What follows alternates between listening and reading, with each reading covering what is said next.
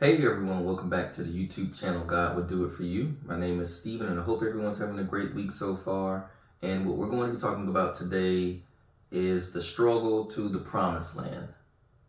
Now, as you all know, God has got me on this particular path. Since this past May, things fell apart very quickly. And now he's got me on a new path that's actually showing more results quicker than I would have known if I would have never went down this path in the first place, because I don't even know if I would have chosen this particular route for the food business. Now, this is where understanding and the stories of the Bible come into play, because the more I go through this, the more I understand why the Israelites were complaining. And when you think of it from that perspective, you're like, well, what do you mean? Well, you would think, with them being in bondage and slaves, yes, they were fed well and taken care of, but they were taken care of to the point where they were subservient to Pharaoh. So they had no control over their life, but they were being taken care of. Well, for me, I thought about that with the job that I had. I said, it's taking care of me, it pays me, but I'm not fulfilled here, I'm not happy. You know, they tell you when to go on break, they tell you, and you get, and then you go home. Like you're subservient to the job because you're depending on it to pay you. So when Moses came and said, hey, I'm gonna take y'all to this promised land, they're thinking like, no brainer. Like, this is a no brainer. Better circumstances, better reality, better conditions. We're on board. We're trusting you. It's got to be God for Pharaoh to let us go. Now, while they're on the path, they're like, talking amongst each other, we're in worse conditions than we were there. We have very little. We don't have a roof over our head. We are worse off than where we left. Why would you tell me to come with you knowing that it's going to be worse? So they can't see the finish line. And so that's why they were complaining. And I caught myself doing that this week. I was like, you know what, God, this is a bull. And I was like, You got us out here like this. Me and my son are in need of things. We are tight. This is not life. And I'm like, yeah, I wasn't happy at the job, but at least, we were all right financially. And, now you got me out here like this. You've given me this vision. You've had the Holy Spirit with me and this and that. And, look at us. And I'm like, this is ridiculous. And then immediately the story in the Bible came into play about the Israelites, because I was like, that's exactly what they were doing. God was wanting to get them to better. Yes, there was a transitional phase of uncomfort. You're not going to be comfortable. That's one thing I'm learning about this as well. You will not be comfortable. You will never just be sitting there saying, you know what? All I have is sandwich bread in the refrigerator. I'm not saying this is what it is, but all I have is sandwich bread in the refrigerator. That's good enough. I'm happy with life. Oh, you're gonna, like, and it's Friday. Everybody's going out to eat. You drive around down the street. I mean, you're like, I can't do nothing. Like, all I could do is just sit here and pay the bills, eat, and work on this project that God has me on. So that's my reality. And that's why it's so hard for me, because I'm like, God, I've never had to be in a circumstance like this where I have no control. So one, that's where the comfort just ceased to exist. Two, only being given just enough. So again, Israelites like, man, we got this manna. We don't even know what it is, but we only get enough for one day. And that's what God does for me every single day. I have to work every day, 7 days a week, and he gives me just enough money to get to the next day. The reason that this is important is because if you're in a particular circumstance where things kind of derail, but you're like, well, wait a minute, this path isn't closed, or this idea or this business project isn't completely cut off, and all of a sudden the circumstances presses you to work harder on this particular thing, because now you're like, this is all I've got. And that's where I'm like, ding, ding, ding, ding, ding, ding, ding. See, God is using the struggle to produce certain things out of us, to show us what we're really capable of. He uses the struggle to say, okay, I'm going to put you in a situation that's so intense, so tight, So the only way you're not going to lose your mind is if you believe in me. So that's why he put me through the tests and trials and tribulations this summer, because he was like, he's got some stuff coming to where if his mind isn't where I need it, he's going to crumble.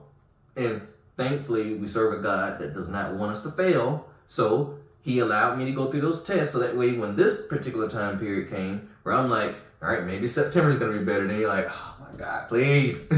And like, one thing after another.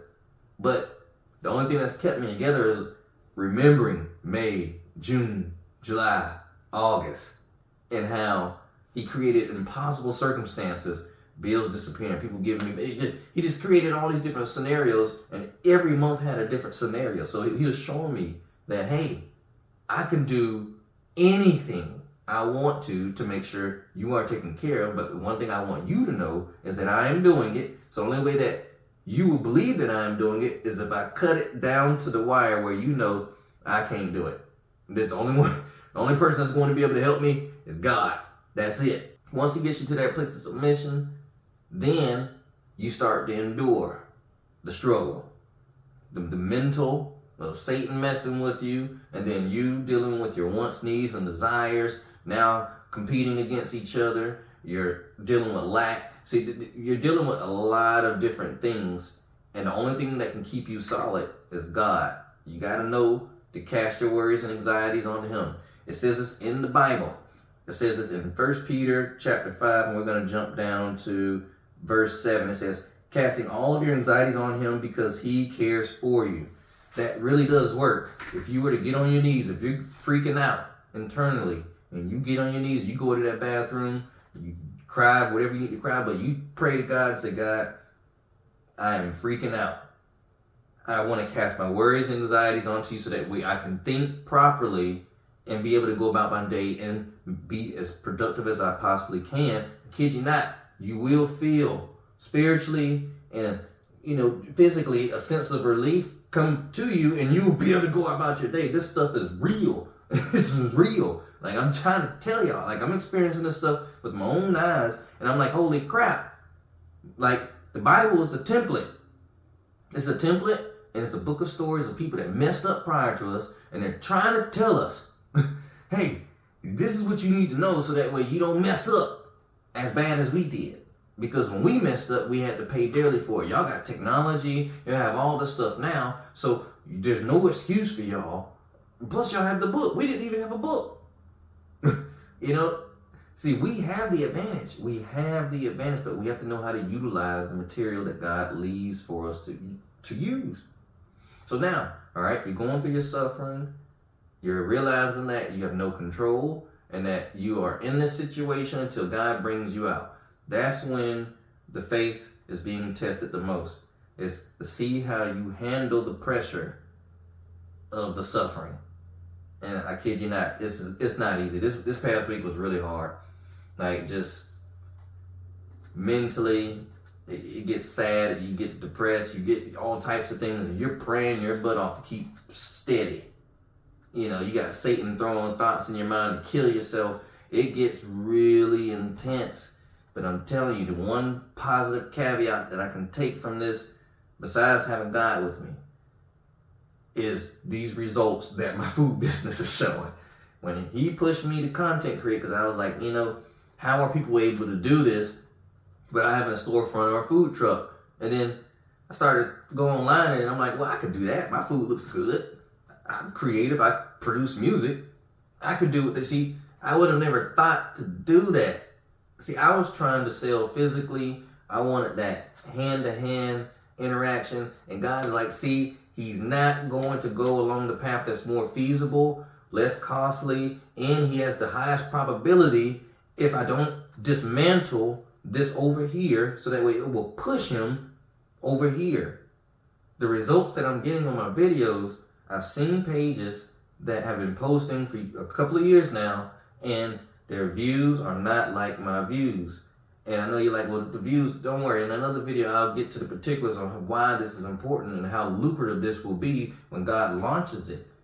But the results are there. They are there, they are there, they are there, and I'm seeing it. I'm like, God is using this suffering this intense, uncomfortable situation, this period of life that I'm in, to push me to produce my best.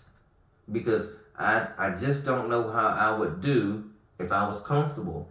Like how intentional and how attentive to detail I would be in my post. The research that I'm putting, if I make a post and the results aren't there, I'm like, I'm still not good enough. It's still not good enough. It's still not good enough. There's nothing that will make you work hard when your back is against the wall and you say, this is all I've got. Something has to come from this. I kid you not, the type of work that you will put out when you're desperate is what God is showing me, that this is what's going to get you to the other side. Yeah, you're going to be in this promised land. You don't even know when it's going to end. It just seems like forever. You just wake up every day hoping something changes. You're like, like another day. But every day that you go through it is another day closer that you're almost out of it. Almost out of the situation, because one day these results are going to show. They're going to keep showing, and God's going to hit that button and say, all right, he's ready. Boom. And where does the Bible talk about this? Again, 1 Peter chapter 5, we go down to verse 10. It says, and after you have suffered a little while, the God of all grace, who has called you to his eternal glory in Christ, will himself restore, conform, strengthen, and establish you. So God knows you're going to suffer. He knows I'm suffering. He's like, I know. It's like it's not supposed to be good. It's not supposed to be comfortable. It's not supposed to be this exciting phase of life. But after you have suffered a little while, I will reestablish you. Basically saying, I'm going to allow you to work in your purpose now. You will be ready to handle the weight of it. And who you will be presented as to the world is who I see you as. So in order for him to make sure that you are ready for what that looks like, because we don't know what it looks like until we actually experience it. I see plenty of people that make it, like what Steve Harvey, for example. He said, all I wanted was the Kings of Comedy. He said, I never thought it would have looked like this. I could name plenty of famous people that have said that. Famous people that believe in God. I ain't talking about the worldly driven people, like the music industry. But we're talking about the people that believe in God, and they're like, we never would have thought it looked like this. We could see the vision, but we never would have thought it looked like this. I'm pretty sure Joseph was like, I never thought the vision would have ended up like this, with me being second in command over Egypt. I'm pretty sure he would have been like, no way. I'm telling you, this particular season of life, this period of life, I don't even say season anymore, because I'm like, it's a different season now. Nothing's changed yet. So, yeah, you heard what I said.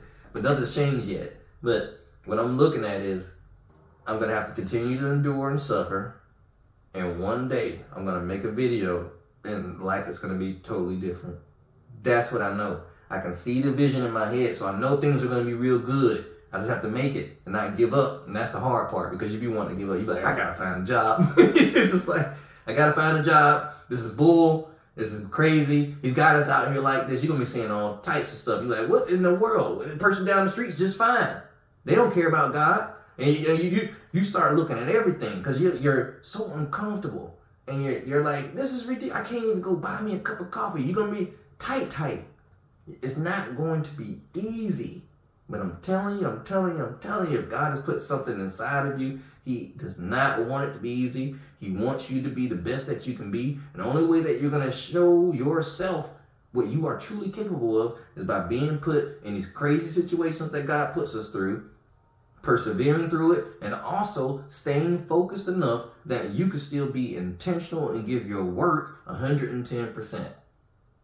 So when you add all those adversities, those circumstances, those particulars, God testing you, Satan doing it, when you add all that and then you persevere, you make it out, oh, trust me, you're going to be solid. You're going to be solid. You can only, even just saying that out loud, how does that sound to you? An individual that has overcame all that. You'll wonder, it makes sense why they have a platform. So, I hope this video has been a blessing. If you're going through some things, stay strong. Remember, the Bible is here to help us, but also know that God understands that it's not going to be easy. Don't feel bad as a human being, or let anybody make you feel bad as a human being, by expressing things that frustrate you, or you're feeling some type of way about what's going on. They aren't going through it, and they probably don't have the courage to do it. So you're going to have to learn to filter out the outward perspective. Another thing too, family is going to tell you to quit because they're not going to understand. They don't mean it though. They don't mean any harm. They don't mean any harm. I remember Tyler Perry was talking about it, and he talked about how his mom would basically, push away his play idea and say, you need to go back to the car, sell insurance. You were making decent money over there, just sell the insurance. This is not doing anything for you. You just focus on the insurance. And Tyler Perry said that hurt him so deeply because he said he knew that God put it in him, but he just knew that something had to change. He was tired of being homeless. He was tired of being broke. He was tired. He was pushed to his limit. And then when he tried one more time, his life took off.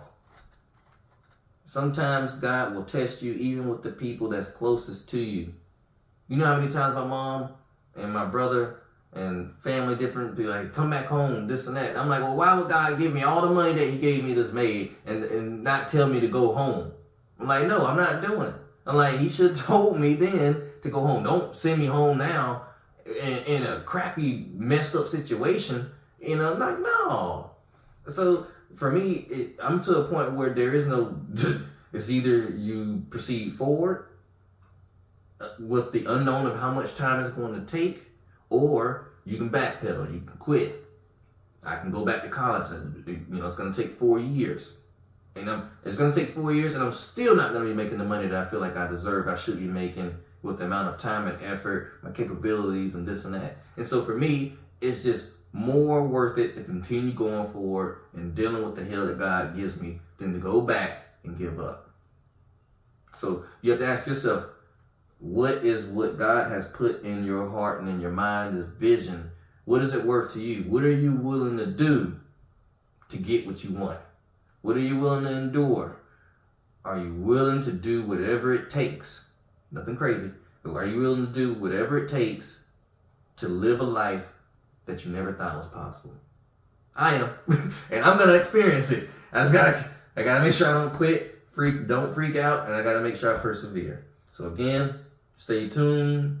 If you stuck this far, definitely subscribe. Just so that way you can keep up and see exactly how this all turns out. Because again, I'm on display. It's either I'm going to look like the world's biggest crash out dummy out in public, or God's going to come through and make something amazing happen. So again, have a great weekend, and until next time.